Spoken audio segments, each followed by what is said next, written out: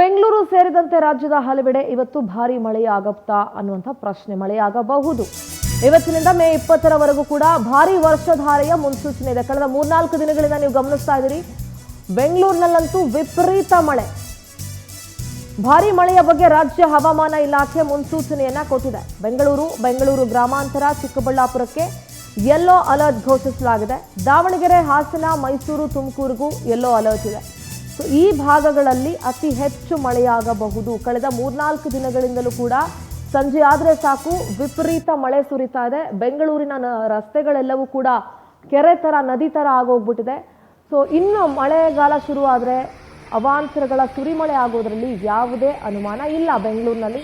Let's see greater Bengaluru authority ಏನೆಲ್ಲ ಮಾಡುತ್ತೆ ಅಂತ ಹೇಳಿ. ಆದರೆ ಮಳೆ ಮುನ್ಸೂಚನೆ ಇದೆ, ಹುಷಾರಾಗಿ ಟ್ರಾವೆಲ್ ಮಾಡಿ. ಮರಗಳು ಬೀಳ್ತಾ ಇದ್ದಾವೆ ಬೆಂಗಳೂರಿನಲ್ಲಿ. ಮರಗಳ ಕೆಳಗಡೆ ಗಾಡಿ ನಿಂತ್ಕೊಳ್ಳೋದಾಗ್ಲಿ ಅಥವಾ ಹಂಗೆ ನಿಂತ್ಕೊಳ್ಳೋದಾಗ್ಲಿ ಅಂಥದ್ದು ಸಾಹಸಕ್ಕೆ ಕೈ ಹಾಕಬೇಡಿ. ಎಲೆಕ್ಟ್ರಿಕ್ ಪೋಲ್ಗಳ ಬಳಿ ನಿಂತ್ಕೊಳ್ಬೇಡಿ. ಹುಷಾರಾಗಿ ಇರಿ ಅಂತ ಹೇಳಕ್ ಇಷ್ಟಪಡ್ತೀನಿ.